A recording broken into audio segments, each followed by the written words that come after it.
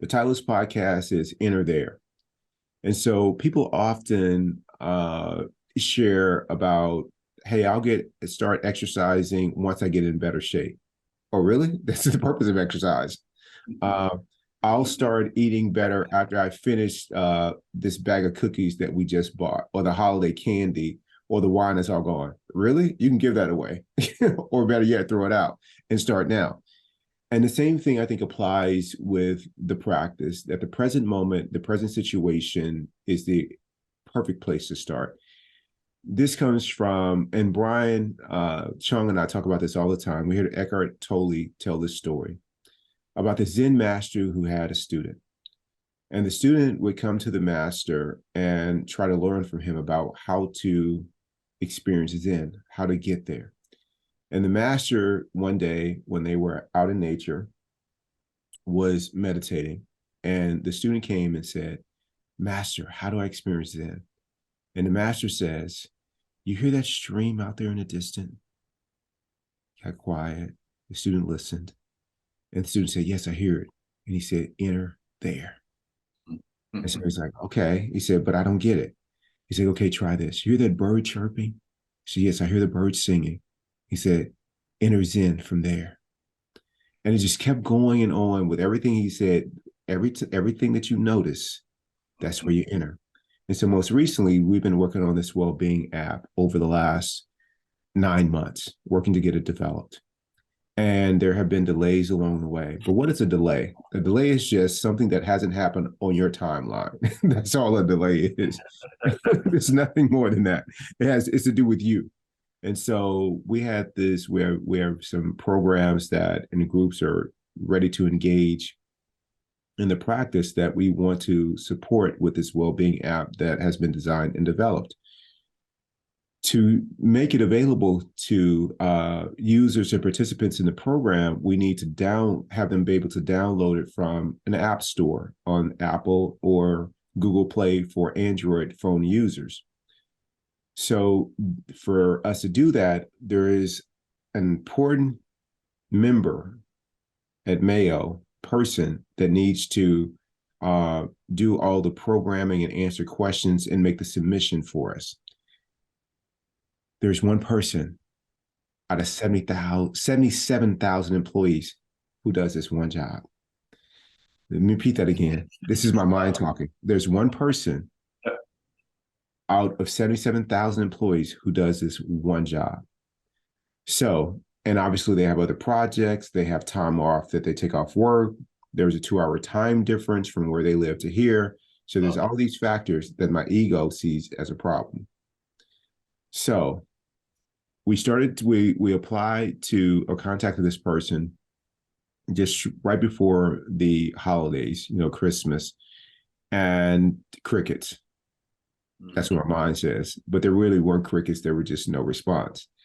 And so that was 3 weeks that we couldn't get it done. And then when they came back, they had to kind of learn about what the project was. And then they started to work on it.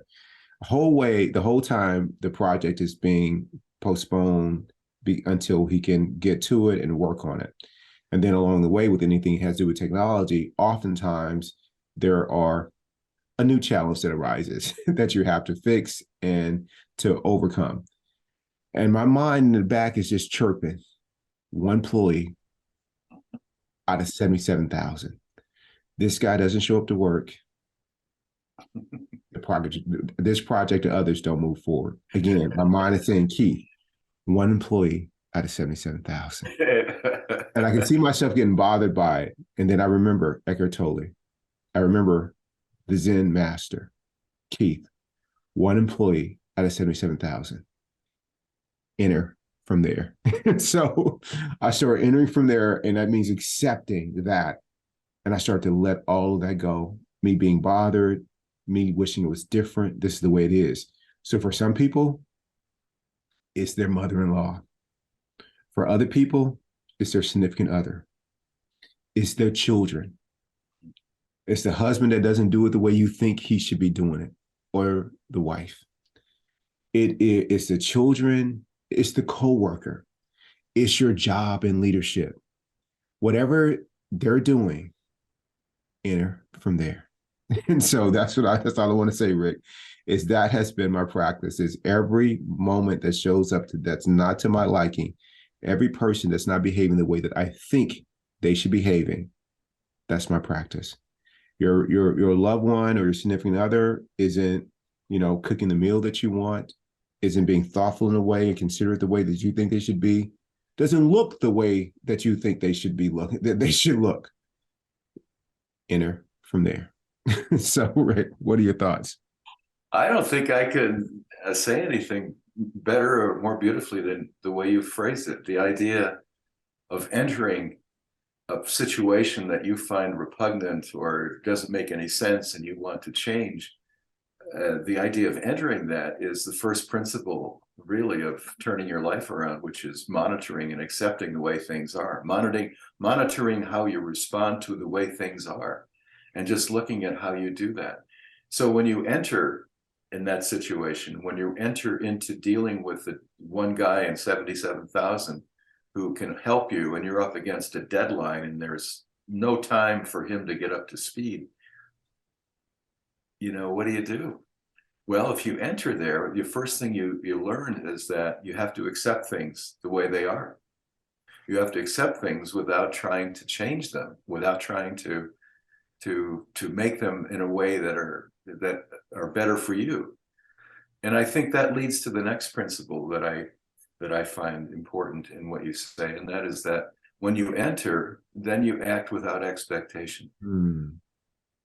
That's a hard one for us to learn because we're always trying to, especially as A types, trying to manipulate or bring about, even if it's for a great purpose, bring about a result that you want to have come to fruition. We're always trying to create an outcome that we want or that we desire or that we think is best for myself or others.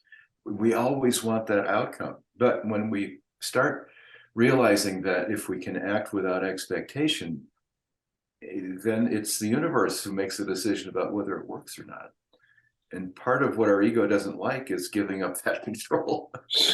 We want to be the one to say it's successful. Well, that's maybe not your pay grade. Maybe your idea of trying to manipulate and trying to control creates inner turmoil that probably isn't so good. Maybe you need to enter with the idea that if everything falls apart, then I still will be okay. And I'm going to figure out a way around that when it comes, but it's not here. So I'm going to act without expectation. And then I'll deal with whatever the fallout is later.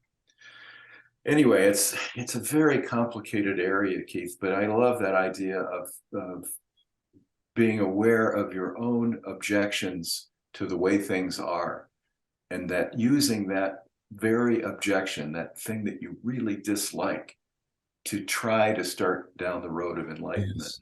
That's fantastic. Yes. It's very difficult, though. I mean, it's not easy. It's just contrary. It's counterintuitive, contrary to the way we're brought up and raised and taught how we are the cause of whatever happens. We aren't. Absolutely. And I found that the things that were once challenging to accept, which means enter there, to accept what's here in this moment, I got better at those. But make no mistake about it, something else will come. And when that new thing comes, you want to maintain that there too, to enter there as well. And so I have just remembering that, man, it's so many signposts that you and Brian and Pete and others have given me, just to name a few is, well, from the Eckhart Tolle and Brian will enter there, to you telling me, Keith, when I get worked up, none of it matters, Keith, and it's all going away. When I hear that, I let all that go. I mean, that to this, don't make another problem out of this one so that you have two. There's just so many things that you guys have said to me along the way that get me back on the path, getting me back on the path. And I'm just so grateful for those signposts that that points me back to what really matters, and that is, this is your journey. Let go of outcome. As you just said before in a previous podcast, which was, if you'll say it again, breathe. Want to finish it, Rick? Breathe. What's the next part? Smile, Smile. breathe, smile, and go slowly. That's it. Yeah. I mean, breathe, smile. I mean, just all those things. I mean, just really help me stay on the path. And how do I know if I'm on the path? Am I peaceful in the face of whatever's going on? And if I'm not, then I need to enter from there. Thank you, Rick. I love you, Keith. That's beautiful. I love you. Thank you. I love you too, Rick. Thank you. Buddy.